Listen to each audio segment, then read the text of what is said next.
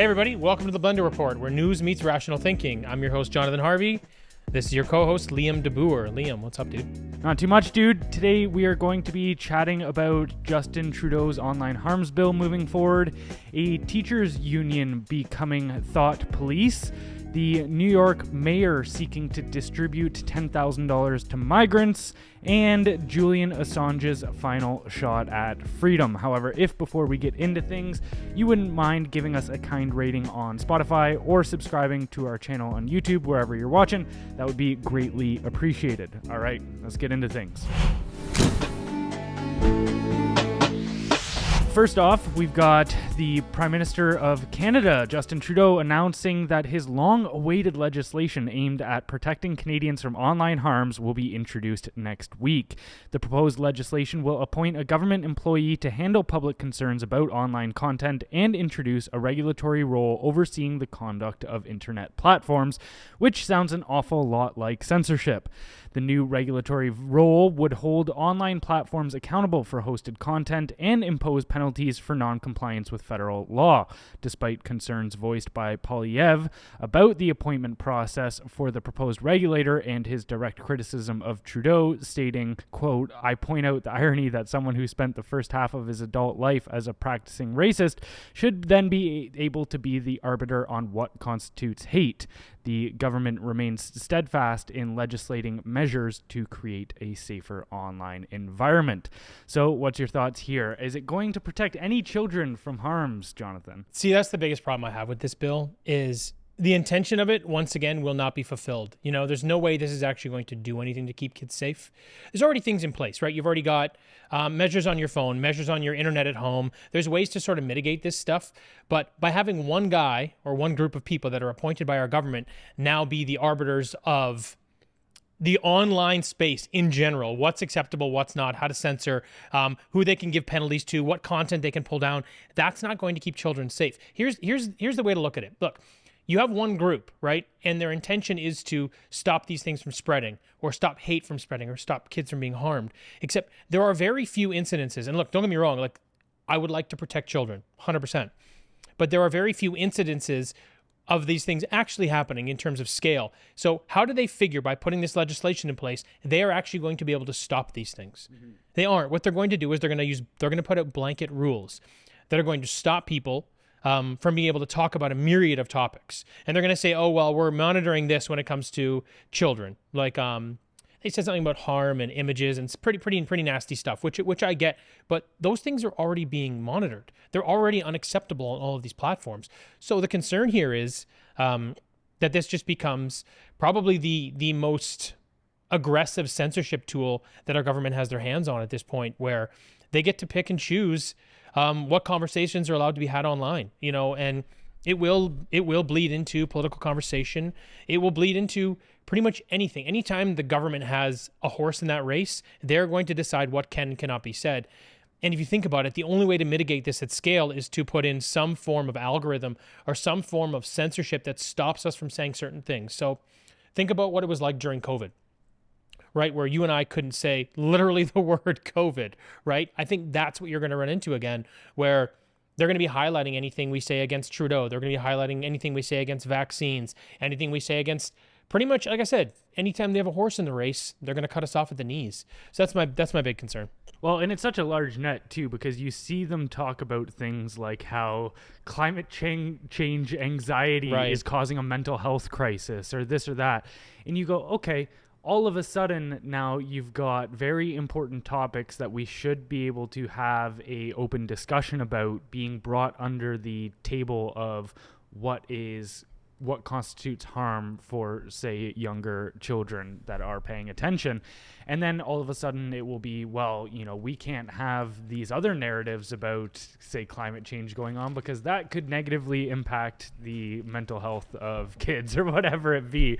And it's all like they'll jump through hoops to censor anything they want to censor.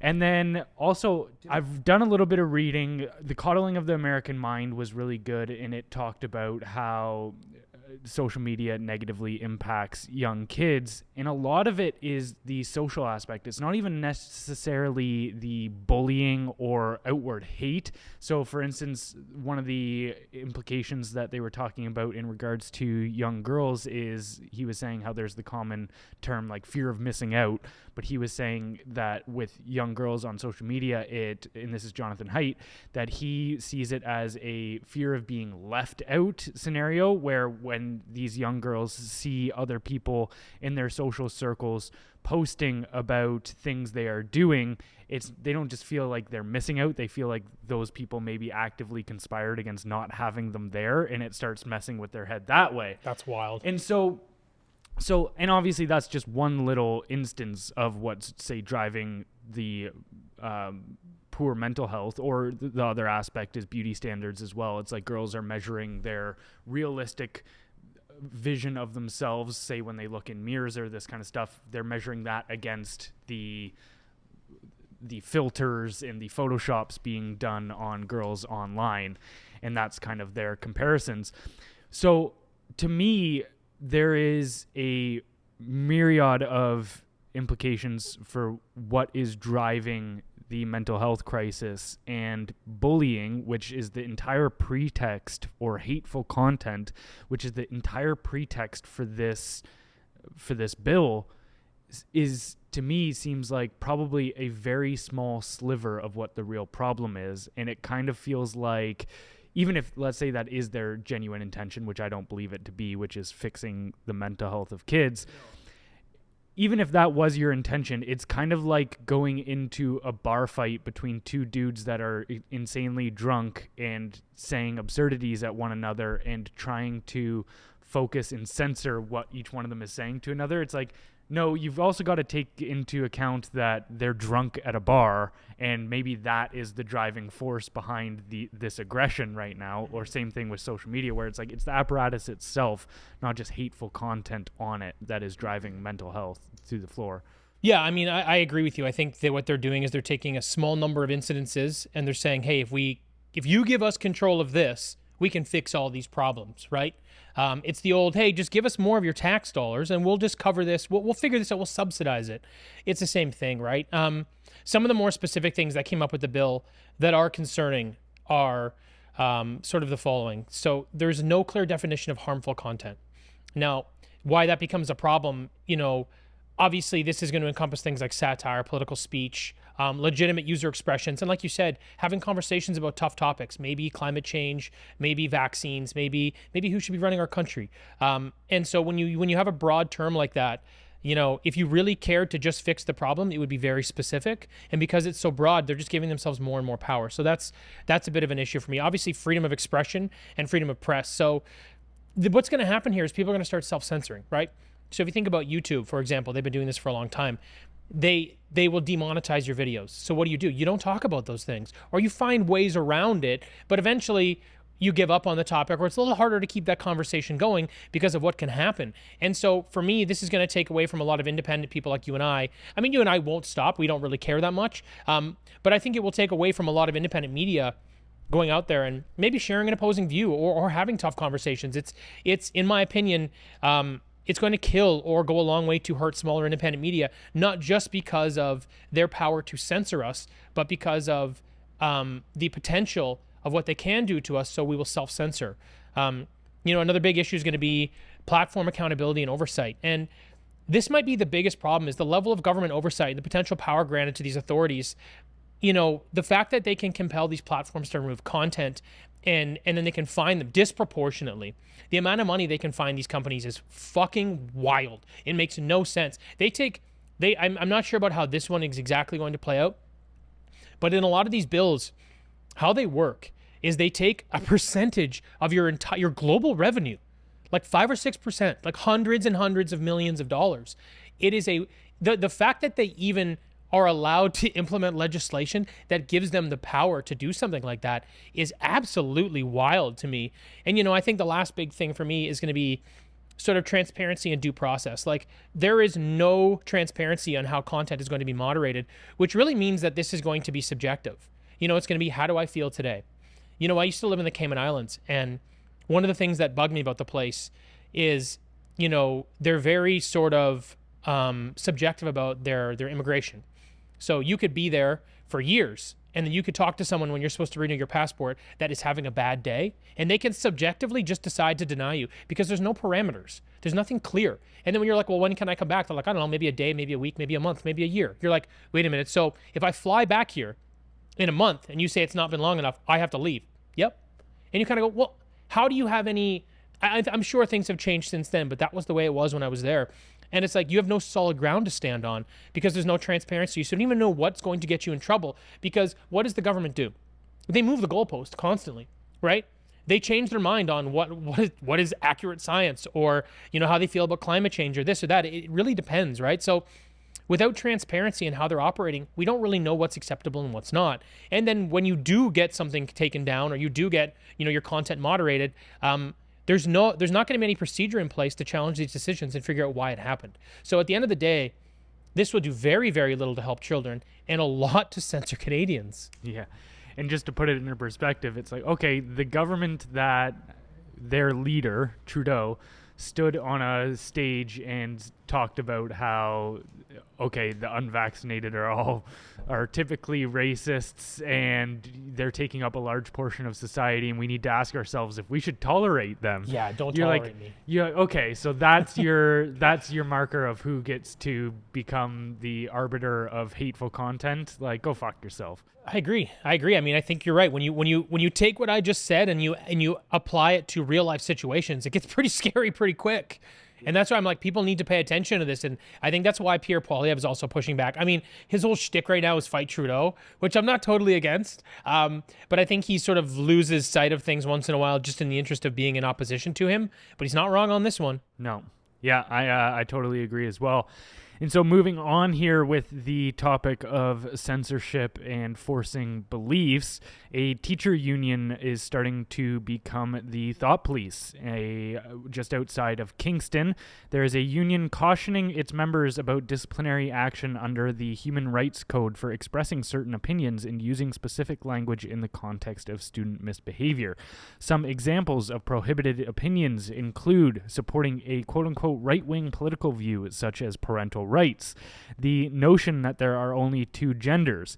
Transgender women who have gone through male puberty should be barred from women's sports despite studies showing an unfair advantage. Transgender men with penises may make some women uncomfortable in change rooms despite the support for women-only spaces. Believing that certain cultural practices are superior to others, such as Western law being superior to Sharia law, or the scientific method being superior to other ways of knowing, and the idea that keeping secrets from parents or guardians is bad. So has the school system been completely captured here by ideologues? This is absolutely absurd. Like, this is wild. I mean, we think we have a teacher shortage problem now. Wait till this shit spreads throughout Ontario. There's going to be people running for the hills. No one will want to be a part of this organization, because here's the problem. We'll just give people citizenship if they teach. Yeah, Yo, problem solved. You heard it here first. Honestly, might happen. Probably. Have a lot more bilingual people in Canada pretty soon. Yeah.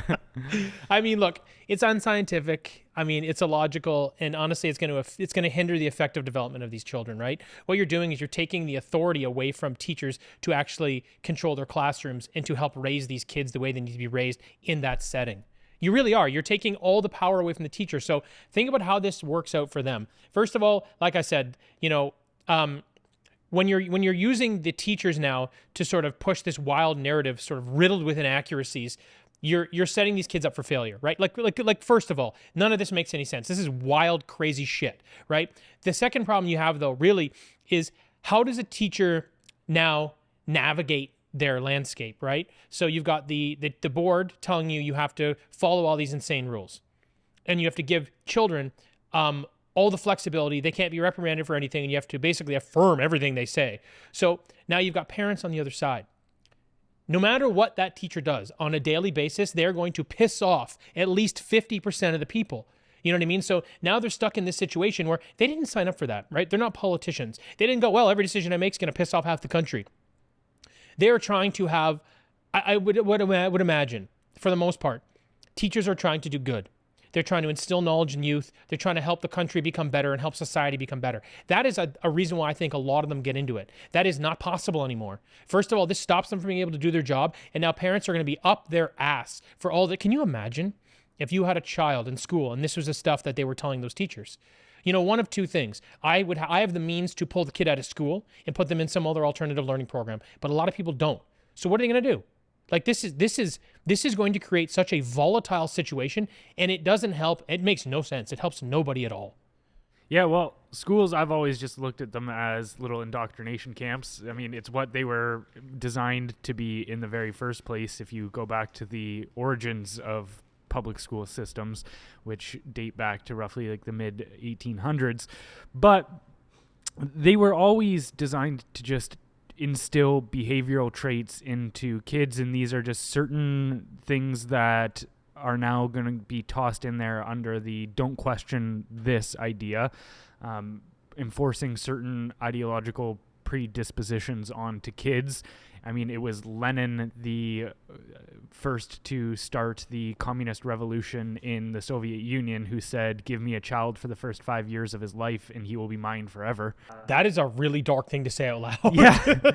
That is wild. Yeah. So, but you look at this and you go, okay, education, if you want to create political change, and this is actually something that the Marxists knew better than anybody, was that there's kind of a downstream effect, which is the education systems drive culture, then culture drives politics. So if you really want to make a fundamental change on the political front, you need to make a change in the education, at least a lasting while. And this is something that even, Yuri Bezmenov, the ex-KGB agent who blew the lid off of the subversion of the education system back in the 1960s, and he was warning the Western world about this, as being like, hey, everybody thinks that what the Soviet Union is doing is like political espionage, your typical spy stuff, the things that people see in the movies, and he's like, that can't be further from the truth. What's really happening is we are sending intellectuals into your schools, into your administrations, changing the curriculums of your education in order to demoralize and essentially re-indoctrinate your kids with our principles. And when you look 50, 60 years down the line at what's happened to the West, it's almost, you go, okay, their plan worked swimmingly. It was even Bill Ackman, a famous businessman from down in the States that has been recently going on about the whole diversity, equity, and inclusion front on in the schools. He was talking about why he started going on this crusade against DEI, and it was because he realized, like, sitting down talking to his daughter who's going to some Ivy League school, sitting down talking to his daughter about the principles he believes and all of this kind of stuff, she would just start losing her mind on him and talking about how exploitative capitalism is and this and that. And so you just go, you look at it and you go, everything that they're teaching these kids in the Western school system right now, from primary school all the way up to university, high level university, it is all anti-West. It is undermining our own values. You can't look at anything that we're doing positively, to say that you can't say Western law is more fair or has a better understanding of justice than Sharia law.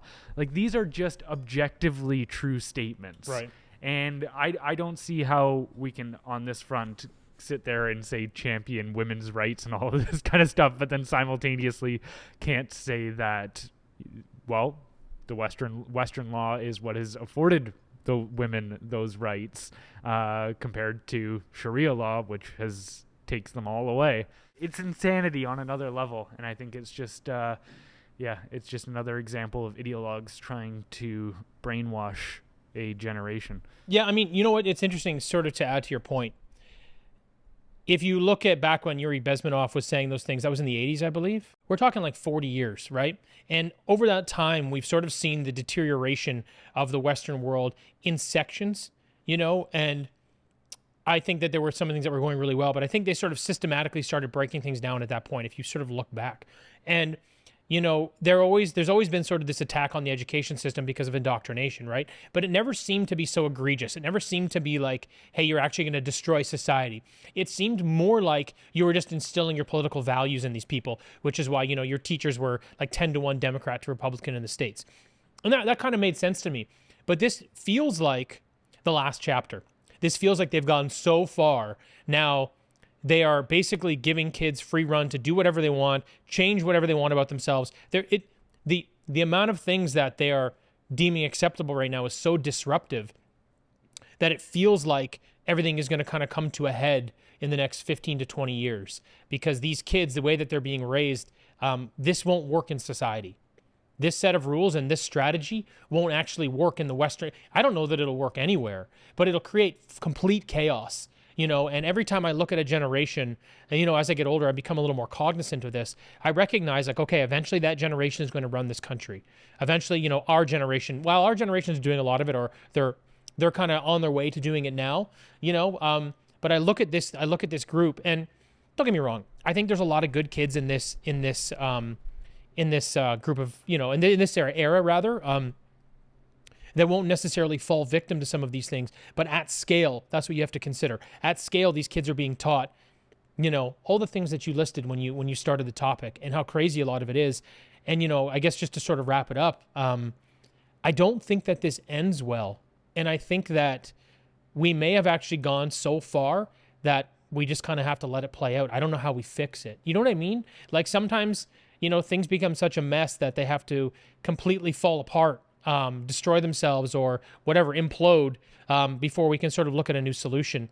And I think this is it. I think this is the big red button. Doing shit like this is pressing the red button where no matter what, you're basically, it's a kamikaze mission at this point. I just don't know how things shake out. Yeah, to me, this is very reminiscent of Mao's Cultural Revolution, another Marxist revolution. And that's how he did it. He understood that it had to be done through the minds of the youth because, like you're talking about, those are the next generation's leaders. And then also on the other aspect where he understood it was a lot easier to essentially militarize people through emotions to get them to go through with political change or to ask for, say, top to bottom overhauls of society, because they don't have as much context understanding that, okay, if you pull on this lever, it means these negative consequences could start to pull. Otherwise, the youth tends to believe that they can just change entire systems, like the entire way that society works, and nothing will go wrong and we'll just be entered into utopia. And that's exactly what these ideologues prey on. And so to your point, I don't see it stopping or slowing down anytime soon. I do see, though, that the general population is starting to turn on these ideas and starting to go. I think the trans stuff in particular was kind of the line in the sand for a lot of people of going, all right, this is too far. Like this, now you're asking me just to like believe that 2 + 2 = 5, and this is not. I can't go along with this anymore. And I think I am a little bit hopeful, I guess, that things can be turned around on that front, but I think it has to do with a lot of the how people react, whether they start going to these school boards in protesting against it, whether they hold these people accountable and let them know that, hey, what you're trying to do with our school system right now is not kosher. Yeah, I mean, the problem I have with it is they're closed systems in a lot of ways, right? So you can have you can even go to the board and then go to teacher-student things or parent-teacher thing rather. But in some states now they're banned. They just don't let you go to these things anymore. And if you push back against this stuff, they just stop having these meetings. So what I mean is like how these teachers are told to indoctrinate children and how that comes from the top down through this board. It's a very closed system where we can say whatever we want to say, but they're like, cool, thanks for sharing your piece. We're going to go do whatever we want to do now. And that's why I actually think like, yes, you may have people that are a little older pushing back and being like, hey, this doesn't make any sense. However, it doesn't necessarily change how these kids are being groomed. And Bill Ackman's daughter is a great example. Because if you look at Ackman and his success, you'd think that girl would have an appreciation for what money can do for you. You know what I mean? And then, but now she's basically become a socialist, or a Marxist rather is probably a better term. And so what I mean is, like, we're more prepared to deal with our kids as they're coming up because we're seeing what's happened in this generation. But these kids are in the middle of it. And I don't think there's much parents can do. And I don't think there's much people in society, like even if you and I push back against it, that will change the way these kids are molded within school. I think the best thing that we can do is start building alternative educational systems. Yeah. That's actually, That's a big thing that I think about constantly, is what alternative education would look like. And also just, I think even homeschooling, you're going to start to see homeschooling. I think the numbers have already started increasing dramatically, but I think it's going to start over the next couple of years. I think it's going to start just a almost exponential increase in the amount of people taking their kids out of these systems, because it's doing them absolutely no good. It's telling them that the best thing they have to offer in the world is to become a political activist. And like, don't, if you engage in trying to better yourself or you as an individual, then you're part of the oppressive system and you have to swear off all of your quote unquote privileges to make the world a better place for everyone else, and that you shouldn't ever have your own ambitions or goals to seek. Yeah, it's dark. It's dark. And I think the only way through it is, I think you sort of take a page out of the free speech book. Like, the only way to beat bad ideas is with better ideas, not by suppressing one or the other. So I think if we see an education system that's a mess and we can't penetrate it to actually change it, then we have to go build our own system and compete with it. And like you said, it's already happening. Like, my kids won't be going to a public school. They'll either be going to a school that they'll be going to some form of private school, homeschool, or I'll build my own school. Like, that's the strategy. And I think a lot of other people that are a lot more capable than I am are doing the same thing. So I'm hopeful that the disruption you're seeing, or the pushback you're seeing with people that are getting a little older and have had enough of this, I hope that's the course they take, because I think that's going to be the most effective solution. Yeah. And even just the idea that there should be one school system across the entire nation that serves. I know that individual provinces and stuff have their own curriculums and they tweak it a little bit, but overall it's more or less the same situation no matter where you go to school. And that's just so ridiculous. Like, tell me why a kid that's growing up in Sudbury that is mostly going to have industrial work be his opportunities, or hers opportunities around them, should be learning the exact same things as a kid downtown Toronto or whatever. You're like, the environments and what these kids need to learn is completely different from one another. And I think the only solution to that is a more decentralized education system, which allows for greater options, because I mean it's a market fix at that point, where the schools that provide the best results and where the kids do best is where more parents will want to send their kids, and exactly and then the market will solve that issue. But I think the public school scenario is just it's too beneficial to the government to allow them to ever open any sort of mass opening to alternative education. Well, it's actually not that hard to set up a school. So I've looked into it. It's not that challenging. No, you don't have to do that much. You don't have to jump through a lot of hoops. It's relatively easy. Without going too much into detail, if you think about it, if you thought, hey, how hard is it going to be out of 10 to put up a school? And most people think, oh, it's a 7 or an 8. It's like a 3 in terms of meeting the what you need to meet, the thresholds and the regulations and stuff. It's not that challenging. So it's just, I think people don't take the first step to doing it. Yeah. But again, it's like, to your point, there needs to be sort of a decentralized system where kids are learning things that make more sense for what they need to apply to their lives. It's this, it's tax season, right? And there was this thing I saw online. The guy's like, yeah, why did I learn about the Pythagorean theorem and not taxes? Because I don't know how to do those, and this was not going to help me, So no, I guess what? 10 years, 15 years later, I still don't know how to do the Pythagorean theorem. You put that in front of me now again. I'm like, what? A squared plus B squared equals C squared. Yeah, I've never had. I actually used it to do those things on the wall. Oh, there you go. I've used it once in my life. Fuck. Let's move on here to the mayor of New York seeking to distribute $10,000 to migrants. So the New York City Council is calling for an immediate investigation into Mayor Adams' proposal to provide Mobility Capital Finance with a $53 million contract to hand out $10,000 debit cards to undocumented immigrants. Mayor Adams contends that the appeal of the company lies in its status as a minority-owned business, aiming to address historical exclusions faced by these marginalized enterprises. As for the debit card program itself, here are the terms set by the state. Each card can hold up to $10,000. Not everyone will receive the maximum amount, but the qualifications are vague, suggesting a lot of room for subjectivity. The contract does not require ID verification, fraud control, or impose any restrictions, and despite the contract stipulating a maximum of $10,000 per cards, the cards themselves are set to be replenished every 4 weeks or $130,000 per year. Wild. Yeah. That's so much money. Why do they keep incentivizing all of this illegal immigration? I don't think they have any real solution for these problems right now. And I actually believe, because this is such a blatant misuse of tax funds, in my opinion, that I think that they just don't know what else to do.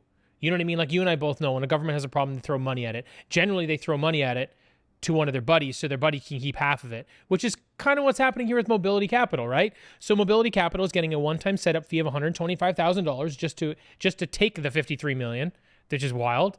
They get an annual management fee of $250,000 just to, I guess, just to hang on to it. But then they also get $1.5 million for distributing the money. And then for any subsequent draws after, they get $2.5 million for anything. I think it's like up to $100 million. So there is someone in the background making some money here. But what's interesting is this program is a disaster. And I think it's creating a lot of problems, just with the American people because of how in your face and ridiculous it is, right? I think it's, the program itself is a problem, but I think it identifies the bigger issue you're having with immigration. Because if your only solution at this point is just to throw $10,000 to each person to try to fix it as an individual, like what are you doing? Where are you really at here with immigration? What does this say about your policy and your procedures? So I think it actually is a really bad reflection on the Democrats and on Biden and the policy that they've implemented. As for Mayor Adams, I mean, this guy can't catch a break. You know what I mean? It doesn't matter whether he's bitching about immigration or paying them to try to help them out one way or another. He's getting blasted from both sides. I just think he's in a tough spot. And I think he knows. I think there's no way he gets reelected, But this is, in terms of like his contribution to corruption here, it's a bit ridiculous. Like, I just find it a little bit challenging that we're at this time where he's like, hey, it's a what's it called? It's a minority-owned business. So you're not going to hold any bids, and you're giving them excessive amount of money to do a very simple job. And not to mention, it's a minority-owned business. But if you're giving them $53 million and they own a finance company, they're obviously not struggling. It's not like you're giving it to the people that are down on their luck, dude. So for me, it's a little bit preposterous. But again, I think this thing just really highlights how fucked up the entire immigration problem is in America. Yeah, and this is what somebody that Rob Henderson has pointed out. He's a Yale graduate who focuses a lot on evolutionary psychology, and he's talked about, say, the luxury beliefs of how a lot of these people will, he's a guy that came out of the foster care system. He went into the military, had a very rough upbringing. He's a minority himself, and then he was talking about these concepts of, say, white privilege or DEI, and just going like, it didn't make sense because I grew up around a lot of poor whites. It just wasn't clicking to me.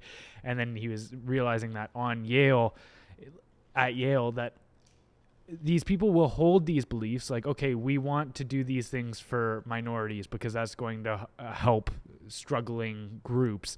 But really what ends up happening is you're just still only helping people in elite positions, because again, it's not like you're going and helping the people that are, say, in the Bronx or in rough spots, Harlem or whatever, in rough spots of New York. It's like, no, you're helping out other elite people that just happen to have a different skin color. Exactly. Like, it's not you're not actually helping anybody in terrible scenarios. But then also, like, to me, I don't think giving these people $10,000 does any. I don't think it is any problem fixing. So I look at it and go, I think they're trying to set incentives, not fix problems, because that's a good point.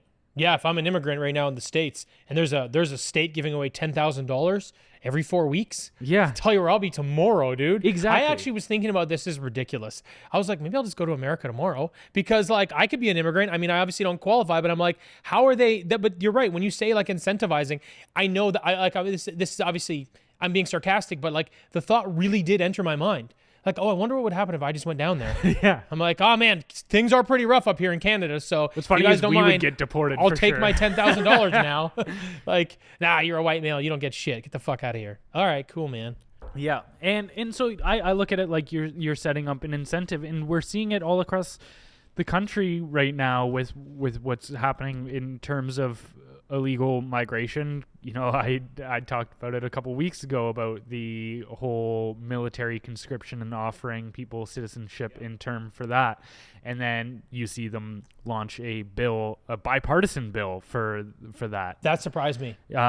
Courage to Act bill, where they're aiming to speed up illegal immigrants being allowed to get citizenship by giving them military conscription, or allowing Not them conscription, to, but not conscription. Sorry, but allowing them to serve Through in the service. military. Yeah. And then on the other front too, like you just saw, San Francisco appointed a non-citizen to its election commission. And this person is from Hong Kong, which is under the control of the CCP. And you go, okay, how is this not a matter of national security with all of these things that you guys are implementing now? Well, for me, I actually had a problem with that one more so. So the military one's interesting, right?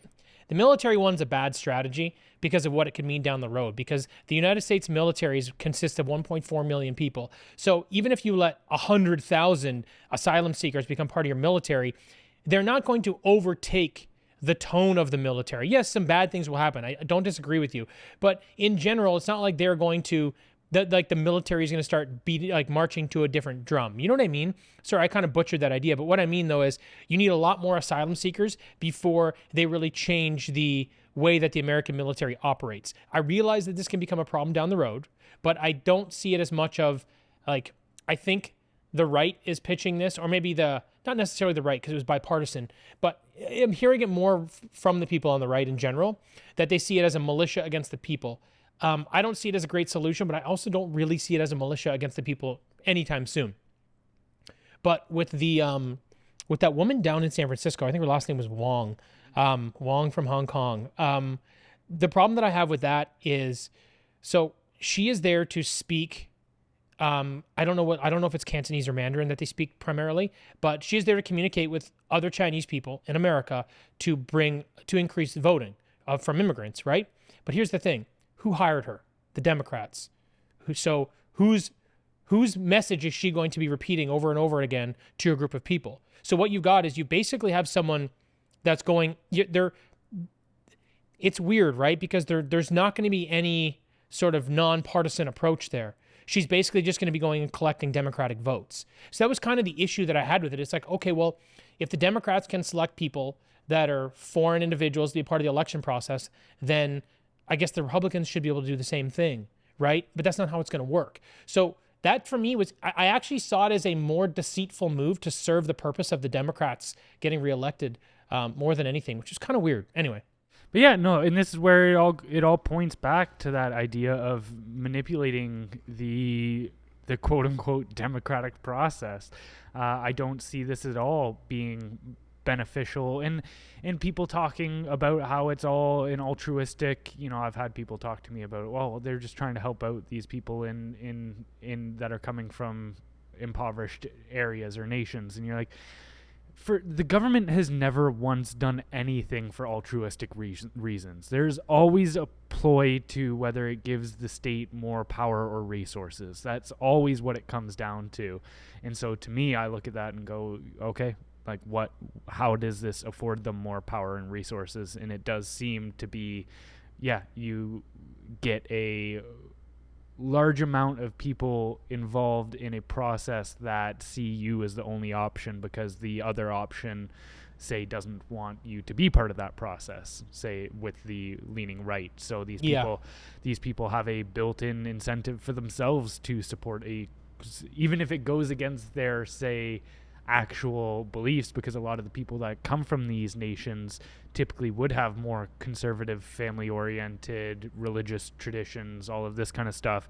So they would more or less typically probably lean towards a Republican government, but if they know that the Democratic government are the ones that are going to be giving them $10,000 and allowing them onto election councils, then in also, it's the pure hypocrisy of like, what did the Maui victims get? Something like $700. I think it was $750. Yeah, one like, time $750 or something like that, and then they're trying to put this whole thing into place for migrants, and you go, dude, $10,000 every 4 weeks, and you give the people of Maui who lost everything $750.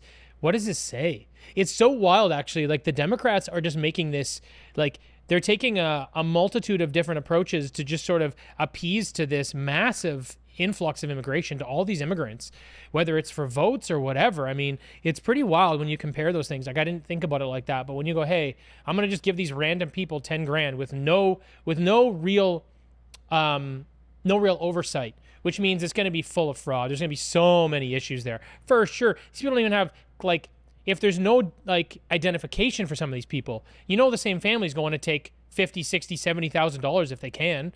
It's just going to be such a disaster.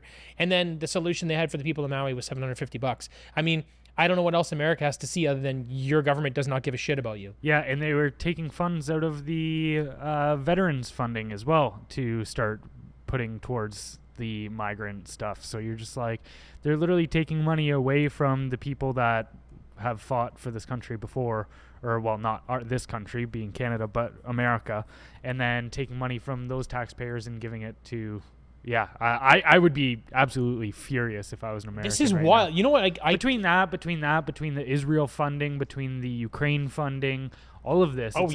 It's like, and then you look at certain cities all around America that are just going to shit, and homelessness on the rise, migrant crises, overdoses, all of this just shooting through the roof. And they're just stealing money from the average taxpayer to facilitate it all. I just don't understand. If you think about it, like, what's the strategy? You're just trying to do what? Like, what are you trying to accomplish when you're basically just improving or trying to improve? Well, the thing is, they're not even improving their foreign relations. Like, they're solidifying the ones that already exist, but they're already bullies in that group anyway, and they're creating bigger problems with people in the East. So it's like, you're really not doing, there's really no solid benefit to your current strategy. But this, you know, it's interesting. This kind of goes back to the conversation we were having about the education in Ontario for students and how they're sort of indoctrinating kids and what this will do to the system. Because this actually, on a much bigger, a much more macro scale, this is deteriorating America. This is pulling it apart. And I think this is too why you've got such a massive political divide down there. Because, like, it's stuff like this. Like, we do crazy shit in Canada. Every day Trudeau does something ridiculous that he somehow gets away with. But down there, it's multiplied. It's exponential. It's so much bigger because they've got so many more resources and so many more people. And honestly, they're the world's biggest bully, it's what it is, right? So they're just kind of, they have their hands in everything. But yeah, man, I hate to be so pessimistic, but like, this could be the last chapter of something really messy down there too. For sure. I could see it going that way as well. It does seem like we're on this hinging point in history where it goes one of two ways. I listen to Brett Weinstein a lot when it comes to this kind of stuff, and I don't think that even the people, something that he's pointed out, that the people operating these things that are facilitating, say, the migration, that are trying to snap down on everybody's individual freedoms, censoring the internet, limit oil and gas production, completely top to bottom overhaul the agricultural system as well. Like, all of these really radical ideas, I don't think they even understand the chaos that all of these policies will bring. I agree. And I think they see it as we'd rather maintain power and control in a overly chaotic world than lose our power and control and have the world be a little bit more stable. And so I think a lot of this is kind of like creating chaos so that they can offer themselves as the solution. The problem is, like you said, though, I think that they've gotten to a point where it's not just about pushing the other guy and then, when he's not looking, and then standing up and telling your friends that, hey, look, this guy started the fight when he comes back at you. It's not that anymore. It's getting to the point where they're aggressively doing, like, they're wiping out villages of people. Yeah. And I'm just like, okay, this is not like a push come to shove situation. This is really, really bad. And I think that, like you said, it's such an intricate thing when you start pulling apart these macro systems that are so integrated. I don't think they have any idea what this looks like when it falls apart, and it is going to be such a mess. Yeah. So last up here for today, we've got Julian Assange's final shot at freedom. So him being a 52-year-old Australian journalist who founded WikiLeaks, a website known for publishing classified and confidential documents. As a result of publishing these documents, Assange has been indicted on more than a dozen counts of espionage in relation to leaked intelligence documents published on the website in 2010. Since then, he has been avoiding prosecution in the U.S., where his lawyers say he will undergo a politically motivated trial and could face up to 175 years in prison, but his time may be up. Some of the leaks that he exposed were a U.S. military attack that resulted in the deaths of several innocent civilians and 2 Reuters journalists, 12,000 emails from Hillary Clinton's private server containing information about her paid speeches, views on trade and the middle class. Many consider this the moment that Hillary lost the election, as well as exposing the CIA's hacking tools and techniques, including their ability to spy on people through their smartphones and other devices. So do you think Assange will end up getting extradited to the United States? You know what? I'm kind of 50-50 on it, believe it or not.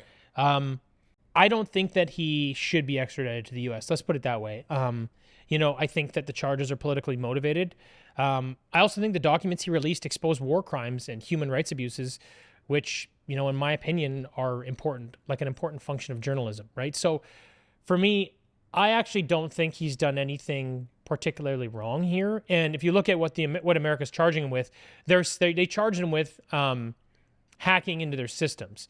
No, they're not saying, oh, you just distributed it. They're saying you helped people take it from us, and that's why we're charging you. And that's why I think it's 17 charges or something like that. I don't know, whatever it is.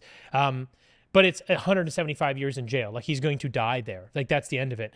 I don't know. I mean, it's a tough situation, but I think that if they do extradite him, you're going to see a big change in the media landscape. But if they don't, you might see the opposite, because I think people are sitting in sort of this, in a bit of no man's land right now. Like, oh, what happens if I talk shit about the U.S. government? What happens if I expose these things? Do I get extradited, and do I get, thrown in jail forever or killed one way or another, which is more likely to happen? Or can I get away with it because I'm just sharing information that the world should know? But you look at Snowden, like, he's still in Russia, I think, right? And then, so they don't have a great track record. In fact, if you think about it, a lot of governments have a really bad track record with people that talk shit about their countries. Yep. They don't really stand for it. So I guess at the end of the day, like, because this is such a publicized topic, he may or may not get extradited. I don't think he's going to be much more of a thorn in their side either way. I think they want it as a moral victory for the United States to see, like, hey, good, this is what happens. I hope it doesn't happen at the end of the day, but apparently his health is doing so bad right now that he couldn't even really attend the hearings. So I have a funny feeling that maybe the stress of all of this has just eaten him up so much that... Well, and he's also just been living in an embassy for, right, like, I mean, we're a talking, decade. Yeah, it's not like he has a social life or can really go about and, get around and exercise and all of this kind of stuff. He's probably pretty locked up. That would not do well for your mental health either. Nope, I agree. But I do see it, very much in the same way as you, where I see it being a kind of a, hey, look at what might happen to you if you decide to talk shit about us. It's an example. They say they're trying to lock him up because it was a matter of national security, and he put national security at risk. And the only thing that was put at risk was the regime's reputation. Right. Like whether it comes down to in exposing corruption. And I think one of the funniest parts about that whole issue was that Obama campaigned on essentially rewarding whistleblowers. That Right. was part of his. That was part I of his remember that. campaigns. Yeah. About his campaign saying, if you come forward, you're actually doing your country a service if you expose these things from Which the is inside. true. Yes. It's just I think he got taken under the knees pretty quick on that one. Yeah, and then you look at it and you go, okay, you have two of the most important whistleblowers in American history, being Snowden and Assange, that both happened during his presidency, and not a fucking peep coming out of him. And let's throw them in jail for eternity. And yeah, so I think that's probably the way it's going to go. I think there's too much on the line for America to not try and push something. The only way that I can see it is on the opposite end, whichever country or embassy or whoever is in control of, say, an Assange or a Snowden, they have essentially a very large political bargaining chip. Yeah. And it gives them a lot of power. So there's an incentive for, say, some countries to offer a solution to people like that, but we'll see whether the America can get around that. Well, I mean, right now he's in the UK, right? I think there's a lot of other places he could be where they'd say no. He's in the UK, but whose embassy is he at in the UK again? Well, isn't he being tried in a UK court? It's in a UK court, but it's still. So doesn't that sort of negate, like, once you step outside the embassy anyway, you're fair game, no? Yeah, but I think it's whether they can go into the embassy or something like that and take him right out of it. Okay, so maybe let me just. They had said he did not attend the hearing because of his health. So are you of the opinion that it was more strategic and he didn't want to be exposed? Maybe. Because, yeah, I mean, I guess that might make. I don't know. I actually don't know if he's caught up in another embassy right now. I know that he got pulled out of an embassy and he got yanked out of an embassy when he got charged by the United States. So which is completely wild. I mean, that's a huge no-no on the diplomatic world stage. You don't do that. So he got pulled out of. I forget where it was though. It wasn't Ecuador's embassy. Yeah, I was going to say it wasn't an overly developed nation. Okay, yeah. So he got yanked out of that when he got charged by the U.S. But I don't know. Here's the thing: like the UK already said they were going to extradite him. I think in 2022, and then some judge put a stop to it. I don't know what the injunction was about, but it was basically his mental health, or he's going to kill himself, or something bad's going to. I don't exactly remember. So they made a case for him to stick around, and now they're kind of in the last leg here to see if they send him back.